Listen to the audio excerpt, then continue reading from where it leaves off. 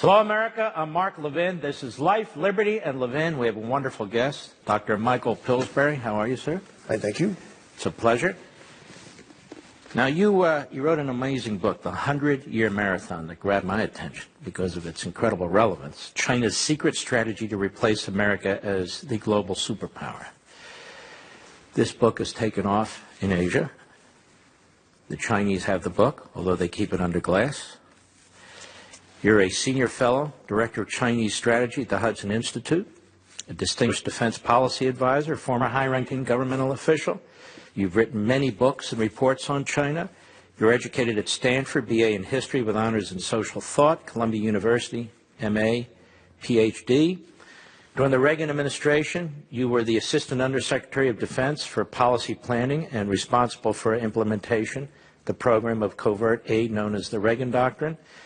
But you worked for Nixon, George H.W. Bush, Reagan, somewhat Obama. Anyone else that I missed? That covers that. Yes. Pretty much covers it. So you've spent your entire career, your professional career really, focused on China. And I want to read you just a couple sentences out of your book to elaborate on this for me. China's marathon strategy depends heavily on goodwill from other countries, especially the United States. That goodwill translates into massive foreign investment, the acceptance of Chinese exports, indulgences when the government or state-affiliated organizations are caught stealing technology or violating WTO rules and looking the other way on human rights abuses. Western countries offer such concessions primarily because their leaders are convinced that overall China is moving in the right direction toward freer markets, productive international cooperation, and political liberalization. What do you mean by all that? Well, China enjoys enormous goodwill inside our government, inside a number of governments around the world. They've worked very hard to earn that goodwill because, frankly, it pays off for them. If they had not had our market for their exports over the last 40 years, and if they had not had our direct investment and our scientific exchange programs, the help of our companies, they wouldn't be the great power they are today. They're number 2 in the world. By some statistics, they're already number 1 in overall size of their economy. So they've done this quite consciously, that they got advice from Nobel Prize-winning economists from the World Bank 40 years ago. How do we do this? How do we become number 1 in the world? And they realized it was not through hostility or demonizing other countries. It was going to be by getting inside the governments of these other countries to extract what you might call the way to become the number 1 power in the world. And they've succeeded in doing that. Now there's a pushback against it recently, but I would say their strategy has worked brilliantly over the last 40 years. They've gotten inside our government. They've gotten inside our businesses. They've gotten our technology. How did this happen? Well, Americans have dreams about our own system inspiring other countries, city on the hill, things like that. And the Chinese played to that. They were actually quite an extreme communist-dominated nation. But in their ancient thinking, they know that to get the resources a country needs to pander, if you will, to the values and the wishful thinking of other countries. They did this a lot 2,500 years ago in what they call the Warring States period. So they held out the notion to American leaders successfully. If you help us, someday we're going to be just like you. And it worked. I remember Deng Xiaoping visiting here, a sole visit to America in 1979. He wore a huge white cowboy hat and went to a rodeo as though he was a fellow Texan. I joke with Senator Ted Cruz about this, that he was pandering right to the instincts of Texans. This is a good old boy, comes to a rodeo and wears a white hat. Take that times 100. I hate to use the word insinuate, but they've got into our companies in pretty much the same way. That we have a market of 600 million in the world in the bourgeois middle class. You can market your products to that class, but you're going to have, some sharing attitudes toward your technology. In other words, we are towards them. Yes. And it works. Let's jump into that. It's a kind of wishful thinking that was played to. So we're naive. I would prefer to say optimistic. Optimistic. Inspired by the founding fathers that surely China wants democracy and a free market. Now, 40 years later, we know that's not true. The crackdown, they have even less democracy than they had in the 80s. The free market, they clearly have stopped at about a 50% total of their economy. And they want the commanding heights, as socialists would say, to be under the control of the Communist Party. So our wishful thinking was wrong. But now it's pretty hard to undo all that. You have a whole generation trained in Washington, D.C. to think of China as at least a friend and partner, if not an ally. And you throw into that what the book is really about, is our secret cooperation with China through CIA and the Pentagon, a lot of things we did together during the Cold War that in many ways taught our intelligence community and our military not to see China as an enemy. And they've exploited that wishful thinking as well. Even as they do things that only an enemy do, they keep denying it, and we keep believing them. This is, I think, the dilemma President Trump faces today. Let's break this down. Technology, whether it's economic or military, or they overlap. How are they pilfering our technology? Well, they began with a statement 40 years ago that the key source of economic growth is science and technology. So they zeroed in on science and technology as the single most important national security goal they can have. Once you do that, and you ask your own Chinese scientists, tell me the future, the scientists can come back and say there's something called nanotechnology manufacturing that no one ever heard of at the time, or artificial intelligence, or any one of a range of almost 100 high-tech processes. Then the next step is, well, which companies in America have those processes? And then they would go through the front door and try to get some of it. What they couldn't get through the front door, they would steal through the back door. And frankly, one of the first things they did was to wake up Jimmy Carter at 3 o'clock in the morning.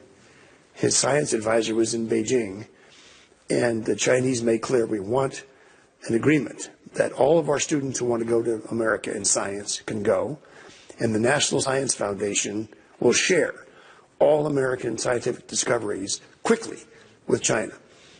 Mr. Frank Press was his name. He was so moved by this that he called Jimmy Carter from Beijing. Can I agree to this?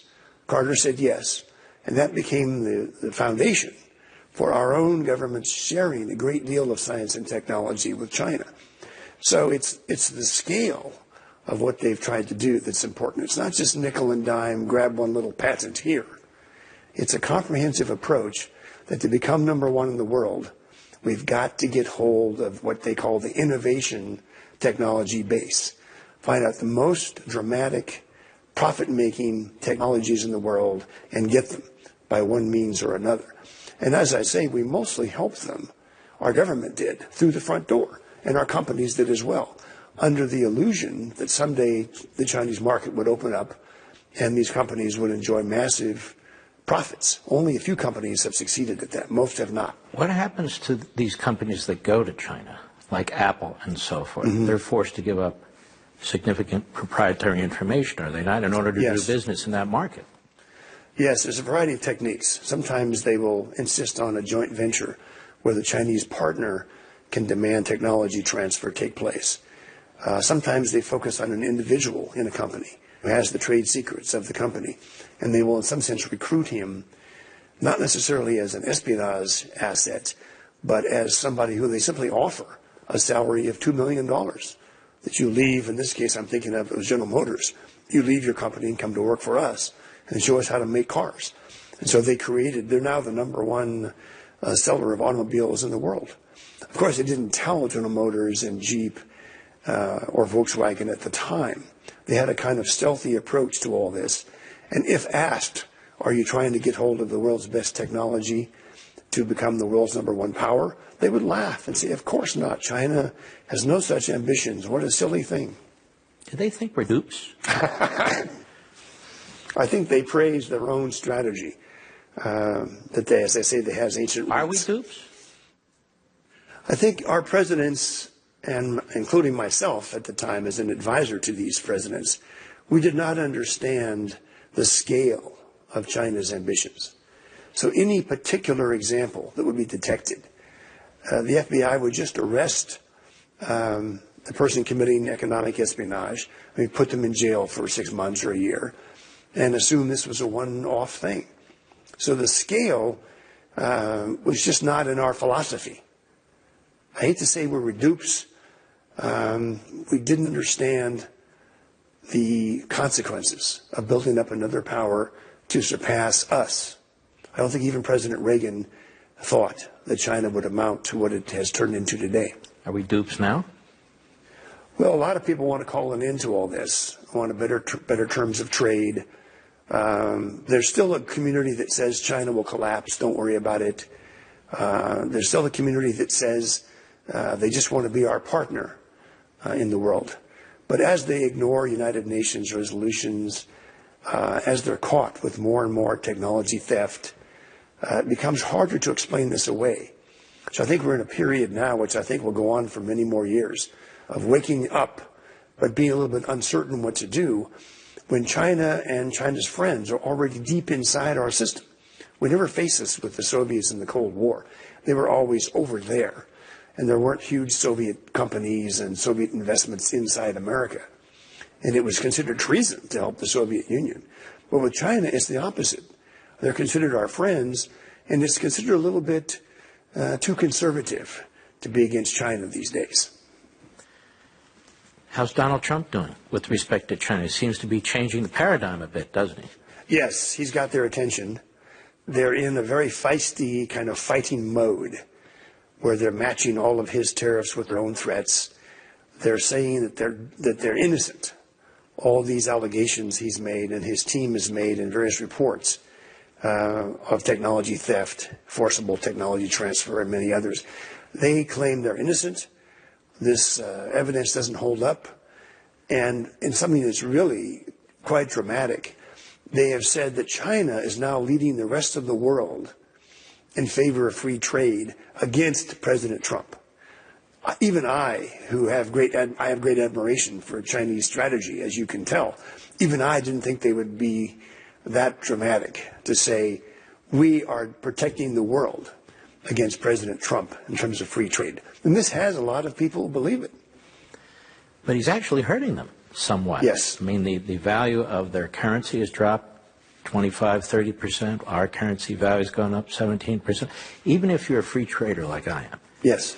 That has nothing to do with China. For me, it's a national security issue. You agree it's a national security issue? I do. Yeah. That's why I wrote the book, frankly. I'm trying to sound the alarm that it's not too late, although I think it may be too late. But the scale of what we're going to have to do to turn things around is enormous. We're going to have I want to pursue this after the break. And can we, given what our Congress focuses on, they're focused on Russia, what our media focus on and so forth. China has a single focus because it's an autocracy.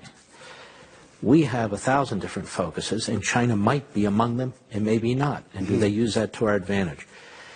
Ladies and gentlemen, don't forget, most weeknights you can watch Levin TV on crtv.com, crtv.com. We'd love to have you join our community over there.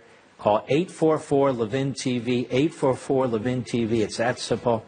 Give us a call. We'll be right back. Dr. Michael Pillsbury. Is it too late? Isn't it too late? The question for me is, given the nature of our government, and particularly given the nature of one political party, where that has us focused on Russia, Russia, Russia. You look at the media, we're focused on Stormy Daniels and things of that sort. Maybe there's a story now and then that slips through about China. Do you think we can ever come together to focus on what is this truly growing national security threat and economic threat? It's starting to happen. I think the Pentagon got alarmed over some of the Chinese technology acquisition in the Silicon Valley and elsewhere. that the Pentagon began to realize that the Chinese were going upstream ahead of our current technology and trying to succeeding in purchasing the technology to produce weapons and win wars 10 or 15 years from now. By buying smaller companies Yes. that are way out front? Yes, and having an uncanny instinct for where to find these small companies. They weren't just randomly knocking on doors. So once the Pentagon became alarmed, I think they asked the intelligence community for more help on this. To some degree, the Commerce Department and the U.S. Trade Representative have gotten more concerned about the ripping off of our trade and our market share of world production in almost everything. We're losing our market share in automobiles, even things like paint, and so quite a long list. So there's some level of alarm, but the divisiveness still is there, that the Chinese helped us so much in the Cold War, particularly President Reagan, with the Afghanistan program, where they sold us $2 billion secretly of weapons that we then transferred to the Afghan rebels and forced the Soviet Union into a humiliating defeat to withdraw from Afghanistan, which the Soviets themselves say undercut them. Wait a minute. This undercut them in Eastern Europe. I never knew this. China assisted us. Yes, Pushed it was the a top Soviets, secret program. Top secret out of Afghanistan. Mm-hmm. Okay. You were there? Yes, sir. We discovered the Chinese were hawks against the Soviet Union. In our own system, we had a lot of détente advocates. Dr. Kissinger and President Nixon were deep believers in détente, somehow working out a balance of power with the Soviet Union. And we discovered that the Chinese were willing to use force and fairly aggressive efforts, including sniper rifles being provided and commando raids inside the Soviet Union. I cover this in one of my chapters. That frankly, I was delighted that the CIA permitted this to come out. It's 30 years ago, but there are still some sensitivities. They also helped us in Cambodia. As you recall, the Vietnamese army had invaded Cambodia, and the U.S. and several other countries, I tell the story in 100-Year Marathon, got together with the Chinese intelligence service and provided weapons to the Cambodian resistance to kick the Vietnamese army out. So Cambodia, Afghanistan, there were some other secret projects with the Chinese where they really showed themselves as fierce opponents of the Soviet Union. And who can guess otherwise? Of course, we thought they would be anti-communist, pro-American for the rest of history. But it turned out that was just a tactical move. That at that time, the Soviets were their enemy as well as ours. So they would help us take them out. But who would have thought later they would see us as a rival for global leadership and turn on us? Russia today and China. Is there really this tight relationship, or, I mean, Russia is really a dying economy. China is not. So what is that relationship? Well, the way the Chinese measure power and the way they see a problem is the size of the GDP. So in their minds, Russia is about 10% of their GDP. This is the Chinese, maybe 18 trillion, 19 trillion. This is the Russian economy. 1.7 trillion on a good day. They have a lot of nukes. Yes, but what can you do? You know, you can make hollow threats. But the Russians are growing aware of the China threat themselves. There are several million undocumented aliens, shall we say, undocumented Chinese inside Russia. Is that a plan by China? Chinese say no. These are just Chinese who wanted to live in the paradise of Russia. Yeah, live in Siberia. Yeah. But there's a number of Chinese efforts to get control of energy resources, minerals by Russian companies. So if I were Vladimir Putin, I'd be more than a little bit worried about my Chinese friends on my southern flank. He is? I think he is, yes. Okay. I think President Trump may see this too. Now back to the United States. You've said that unlike really any enemy, and I do consider them an enemy that we've faced, they have secreted themselves, that is, government entities, individuals, in our country. Mm-hmm. In our government? Well, with our billionaires. That's one of the more amusing parts of all this. There's something called the billionaire gap, that the Chinese now have more billionaires than we do. They have about 580 billionaires. We have about 540 billionaires. If you've seen our billionaires coming on TV, whether it's Bill Gates or Steve Schwarzman, there's quite a few. They really like China, and they believe in a Chinese-American sort of partnership going forward into the future. When our billionaires contact our president, he listens. So he may have the intelligence community and the Pentagon and his trade experts telling him, look, China's out to really make us into a second-class country. But then he has his billionaires praising China as the force of the future. So I think this is one of the many approaches China has to continue this goodwill and pro-China policies that our government still has. I've advocated, as you know, that we should just have an inventory. Congress should demand an inventory of all the federal government programs in place, many of them for 40 years, that help China. It's never been done. Many departments of government are still following Jimmy Carter's orders from 1979 that every department of the government must have a joint commission or a partnership with China and find some way to help Chinese economic growth. Even in nuclear reactor safety, for example, we provide them with knowledge of nuclear reactor safety. Sometimes some very obscure areas. We had the FAA have a team in Shanghai to teach them how to build airliners safely on the theory that we all want airline safety. So nobody's in charge? No, there never has been a czar for China. It's always been a matter of what the president's concerned with. When we come back, I want to ask you about the way the Chinese government has insinuated itself into academia in this country to affect how younger people think about China, the types of scholarship that come out of these colleges and universities. We'll be right back. Let me ask you this question, Dr. Pillsbury. Academia. How have the Chinese taken advantage of our so-called open campuses and free speech? Well, they've got two goals. One is that most of their 300,000 students who are here now, painful. Whoa. Yes. They have 300,000 students Yes. here? I didn't even know that. Yeah, it's over 300,000. The students are mainly in hard sciences, engineering. So they're focused on helping Chinese economic growth in this next generation of manufacturing processes. Sometimes they joke and say we're going to win Nobel Prizes.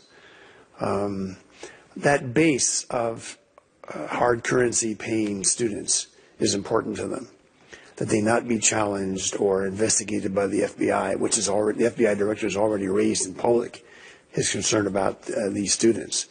A lot of them are in laboratories. They're doing state-of-the-art research. They believe it's okay to go back to China with the equipment, the materials, the patents that they got as graduate students. And there's a lot of success stories where they've done this. But the other goal is what I would call sort of the soft underbelly of our academic establishment, that they need visas to have access to China. So it's been very well understood for at least 20 years. If you say the right things about China, you'll have no problem getting your visa for your research into the Chinese social security system or whatever you want to study. If you start criticizing China or praising the Dalai Lama or advocating arms sales to Taiwan, you won't get a visa, and you will look bad to your academic management. This has been a problem that's influenced the way our academic community writes about and talks about China. There's a couple of very famous professors I happen to admire very much. One is Perry Link in California. One is Andrew Nathan at Columbia. They've both been denied visas for more than 20 years. Their books are quite outspoken about Chinese abuses and violations of rights and property and so forth. And these are two of our stars. But can you imagine? They have not visited China 20 years. The other academic professors often bring this up Well, Professor Nathan and Professor Link, their views are so out of date. They haven't been to China for 20 years. So this is a kind of insidious influence in our academic world. So I think they've succeeded in both. The universities, generally speaking, are quite positive in their discussions of China. They do ban the Dalai Lama from visiting most of our universities. At the same time, the economic and technology benefits of these 300,000 students has got to be enormous. One of my Chinese colleagues in Beijing has set up a team that succeeded to bring back more and more of these students. Some were staying in the West, perhaps because they love liberty and feared going home to a nation of tyranny. And this team gave them all the incentives, very high salaries, special living areas, their own laboratories to work on their new scientific projects. And more of these people are going home. They're called the sea turtles because sea turtles are sort of returned to where they were born. And this has been a huge boost for Chinese technology and China's growth rate. We've heard about these Confucius Institutes. Yes. And we've talked about that somewhat before. What are these institutes? Well, this is a Chinese initiative about almost 20 years ago that they realized they could go into American universities. We have the most of them. We have more than 100 out of about 500 in the world. They could go into American universities, including Stanford, for example, and they could say, we're going to give you $4 million. We're from the Chinese government. We're in the education business. You don't really teach Mandarin in your university. For $4 million, we'll provide the faculty. We'll rent or buy a building. We want you to sign an agreement. Sometimes it's secret. And you'll be able to teach your students Chinese at a very low tuition. And obviously most universities agreed to this. Then they found out there were strings attached, that if you wanted a particular human rights dissident from China to speak, or if you wanted the Chinese defector who had high-level knowledge of the Chinese strategy to speak, no, you couldn't do this because you'd place in jeopardy your contract with the Confucius Institute. So on the surface, it's just language training, but actually it's a means of influence in 100 universities. Once again, you have to admire the Chinese chutzpah, for lack of a better term. When you wrote this book, The 100-Year Marathon, it says in here you spoke to defectors, Chinese intellectuals, scholars throughout our country. You read an enormous amount of information. You put it together in this book. Now, you've been doing this most of your career. What did you finished the book, you wrote your conclusion, but what did you conclude? Did you say, because, again, you were part of the group early on that said, let's embrace China, right? Yes, absolutely. Let's share information with them and so forth. And you say to yourself, wait a minute, we need to make a U-turn here. We need to make it fast. And that's pretty much what your book says. And you lay out the whole situation. Doesn't it drive you almost a little crazy when you watch the news and you listen to politicians? Yes. You've laid it out for them. It couldn't be any simpler. And they don't discuss it. They don't discuss it. How can a country survive such a thing?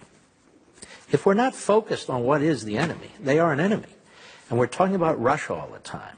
We're talking about these other things all the time. We just talked about how we have divided government and so forth. Do we at least give some credit to President Trump, who's trying to focus somewhat on China? He brings it up all the time. He's trying to deal with them economically. He's trying to deal with them militarily. He's trying to deal with them in terms of foreign policy and so forth. Do you think he gets the recognition he deserves? Do you think he's doing a decent job in dealing with China? I think he's doing a great job dealing with China. He's got their attention. They've never really seen an American president like this before. He has the concept that they're a challenge to our global leadership. And he also has the concept that they're really, in some sense, businessmen. So that the tariffs present a kind of effect on China all out of proportion to what they actually are. It's not the actual tax the word for tariff in Chinese is guan shui. It means a tax at the gate. The tariffs themselves will not bring China to its knees. But the fact that an American president is talking about them as a challenge is something new.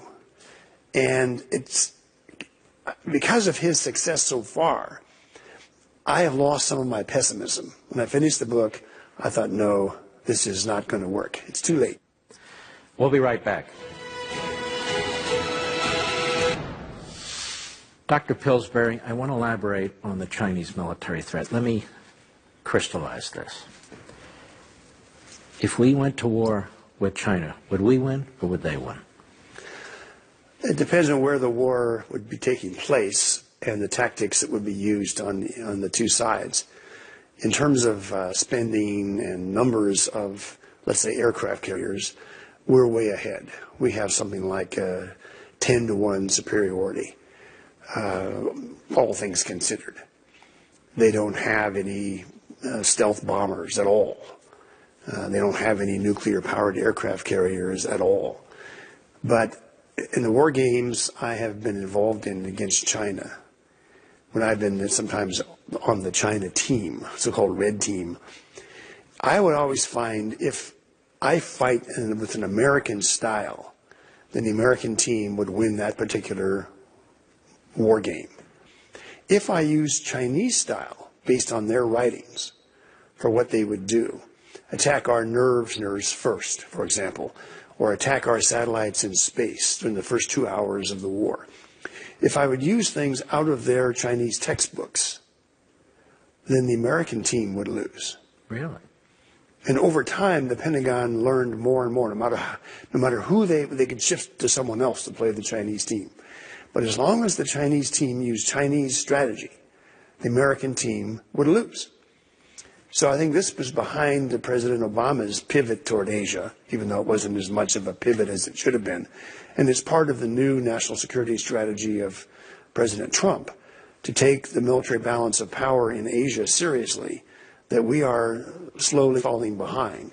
And these Chinese production figures, submarines, jet fighters, even tanks, they're still up. So they're continuing to keep their nuclear forces low, nothing like us or the Russians. But now they're even talking about increasing their nuclear forces. So I would say the main challenge from China remains economics, trade, technology, politics, influencing the next generation. But the military challenge is there too. And I was very just delighted that Secretary of Defense Mattis recently made his first visit to Beijing in his entire career. This shows somebody who's been focused on Europe and Middle East, in some sense taking seriously the military challenge from China for the first time. Do the Chinese government, integrate civilian science technology with military science technology? There's really no break, is there? Yes, it's one of the aspects of their strategy that's hardest for us to appreciate. Take the space program. We have two. We've always separated NASA for peaceful use of space, exploring planets, putting the astronauts on the moon, from the U.S. Air Force, military use of space. And we built two separate infrastructures, roughly $70 billion each. The Chinese said, well, what's the sense of that? Let's just have one space infrastructure run by the military and save money, and let's get technology from the Russians, and they would like to get into the American NASA high-tech stuff as well. We blocked them so far. And so their space program has jumped ahead in the past 10 years. They've not only got their own space station, because we wouldn't let them mate with ours, but they're talking about people on Mars, and they're still dangling the idea of joint space missions. And they've been very pleased with 3 movies. I don't know if you've seen Gravity, The Martian, and Red Dawn. Oh, Red Dawn, I remember. All 3 are showing the Chinese in a positive way, that their space program actually helps our marooned astronauts. So this is just another Chinese challenge that we've been in some sense blind to. Ladies and gentlemen, don't forget to join us on Levin TV almost every weeknight. Go to crtv.com, crtv.com. Give us a call also at 844-LEVIN-TV.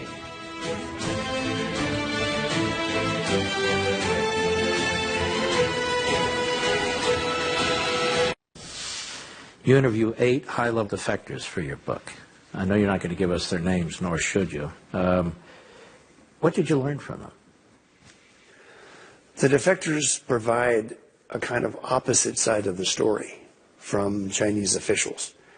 As you know, I've, over the last 40 years, had a lot of contact with Chinese generals, Chinese intelligence executives, Chinese diplomats. The defectors come from within that group. They've had access to China's greatest secrets.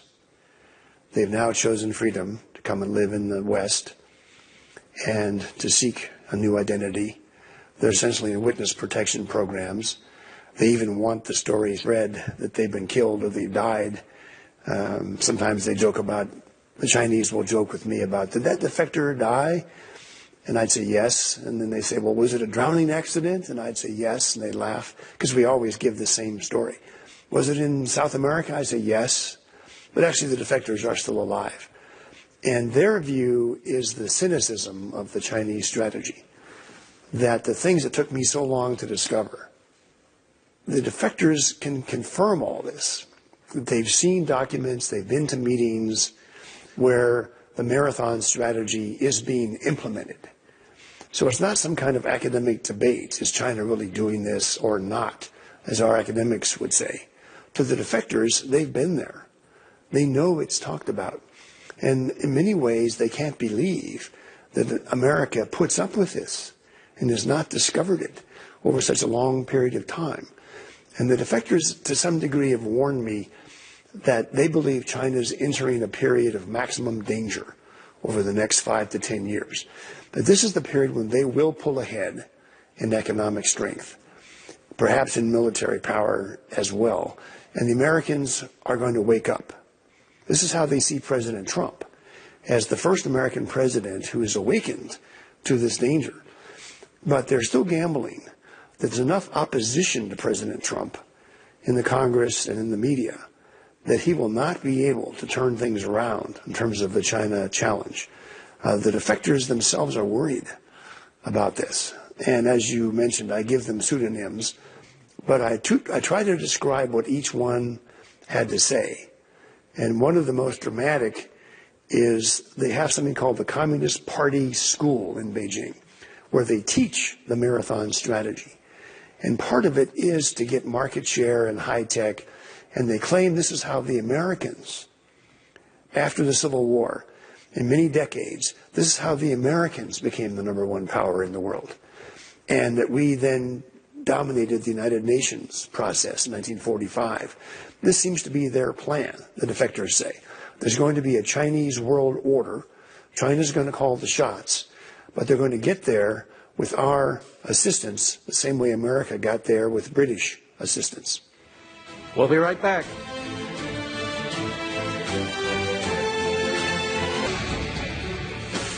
Dr. Pillsbury, you've laid out a very daunting situation. How does this end? Well, it could end in two different ways. It depends on how much Americans care about remaining #1 in the world. Apparently, 40 to 50% of Americans care a lot about it. And they don't like the idea of being disrespected overseas or losing our global leadership. A lot of Americans don't care. I've had a lot of Americans tell me that the 100-year marathon is based on our still being #1. We've had our chance. We've had our run, for 100 years. Let's let the Chinese see if they can do better. This is a kind of progressive view that we've been unable to achieve our goals of social justice. The Chinese will do that. So these are the two broad outcomes. I happen to be one of the Americans who believes we really are better off being #1 in the world. But I'm not sure it's a unanimous view. And that's where the challenge of President Trump and his team comes in, that he seems to have support from his base and from the Congress. But whether that will be enough, I think the Chinese are gambling no. This is not going to work. And the 100-year marathon still has them on the winning side. It's been a great pleasure. Very, very important. Thank you. Thank you. See you next time on Life, Liberty, and Levin.